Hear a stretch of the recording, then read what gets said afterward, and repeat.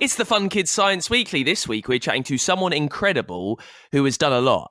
They've won a British Citizen Youth Award for her commitment to sustainability. She's the world's youngest UN Sustainable Development Goals and Sustainability advocate. Moksha Roy is with us. Moksha, thank you so much for being there. Now, Moksha, just tell us, how did you become a UN sustainability advocate? My mum told me that glitter was a form of microplastic and is harmful to the planet and us. So it really made me think, how can I tell other children like me about plastic pollution and help stop it? So this is when I volunteered for a United Nations Sustainable Development Goals or Global Goals project called Microplastic Free 2030 through a public awareness video. In this video, I help children of my age and older learn about the harmful effects of plastic glitter as an example, which when goes into the environment, breaks down into microplastics and harms sea life and us. This is what happens with most other things made out of plastic that we use every day, such as toys, clothes, bottles, and plastic bags. If not recycled, goes into the landfills and becomes microplastics, polluting the environment and is now in our blood as well. It's amazing, isn't it, Moksha, that these tiny little microplastics are around all of us all of the time and we don't really know. Before you started making the video, Moksha, when you first started to realise that this was a problem, how much did you tell friends about this issue and how worried you were about it? Well, I was quite worried indeed because at first I thought that it was just fine. But then once I'd realised, I started telling quite a lot of people in my nursery because I went to nursery, but now I, of course, go to school. And I was definitely very, very worried. Do you remember what your friends at nursery and now at school said when you told them how worried you were about microplastics and sustainability? What did they say? Well, now at school, they have started actually acting on it, and instead of using glitter and plastic, they've started to use other eco-friendly materials that are kind to the planet and us. So, that's brilliant, and you are this UN sustainability advocate. What's been your favourite part of spreading awareness about the problem?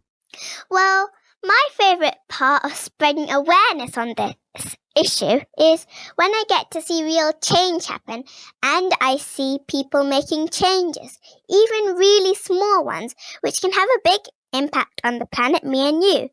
For example, when I wrote all those 193 letters, I felt really happy to have the support from so many world leaders, some of whom took action to make the necessary policy changes to include the global goals in their curriculum. And also, as I said before, now I see many of my friends just giving up using glitter altogether. Instead, they are using natural materials for arts and crafts. And also, many of my friends have now started asking their friends and family to donate to charities instead of giving them a birthday gift, just like I do for my birthdays, giving up my birthday gifts to support children in need through UNICEF. And did you know that on an average in the UK, people spend about £150 on birthday gifts for children? Imagine if only 1,000 people give up their birthdays gifts for a charity every month, then over £2 million can be raised in just 1 year.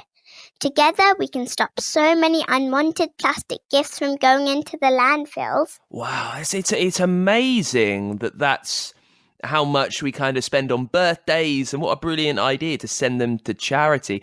Moksha, just tell us more about what you've done at home in your life, because this is a big problem for you to try and solve. We can only do it one person at a time.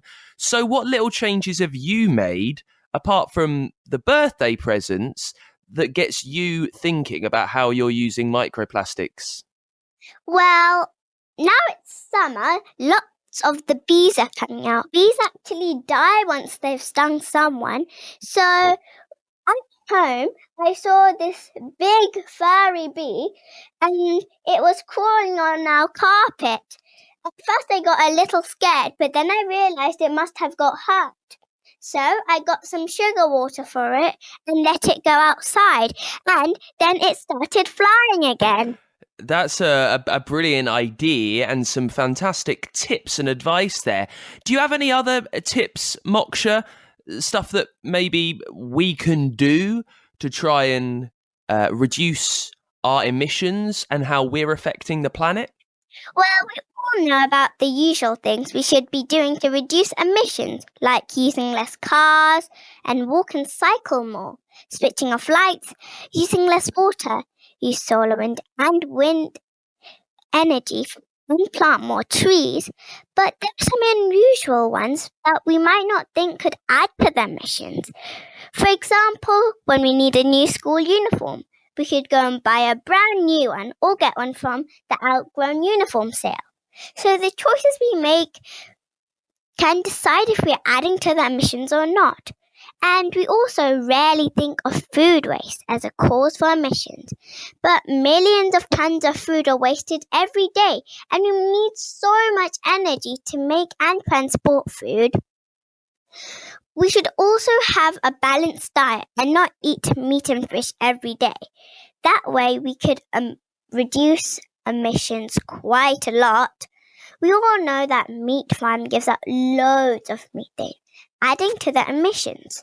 So eating meat every day is surely a no-no.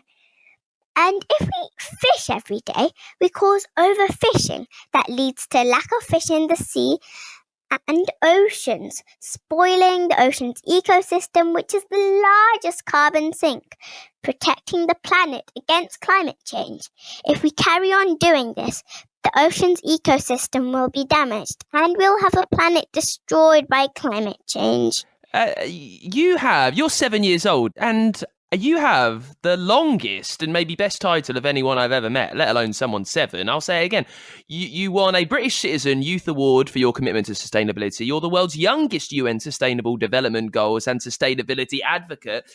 What does it all mean? Can you tell us a little bit about the global goals of sustainability? Well, first of all, let me tell you what the global goals are. The global goals are a set of 17 goals created by the United Nations. The United Nations consists of 193 countries of the world and its people, including me and you. Now, the United Nations came up with the global goals because the world has been facing some major problems like poverty, war, climate change, and gender inequality. The global goals are a plan that all the world leaders have agreed to put into action that leads to a greener, fairer, and better world by 2030. Some of the goals are no poverty, zero hunger, good health and well-being, quality education, gender equality, and climate action. Now, partnerships for the goals is my favorite goal because it would be very hard to achieve even a few of the global goals because as it goes, many hands make light work. And to achieve these goals, the UN has suggested 170 simple actions that everyone can do to ensure we all have a safe and sustainable future.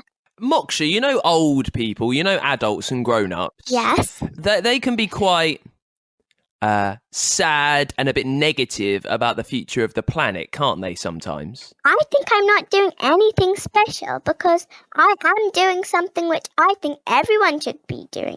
I think every child can become a global goal superhero. It's just like caring for your teeth. Be caring for our planet and its people in everything we do.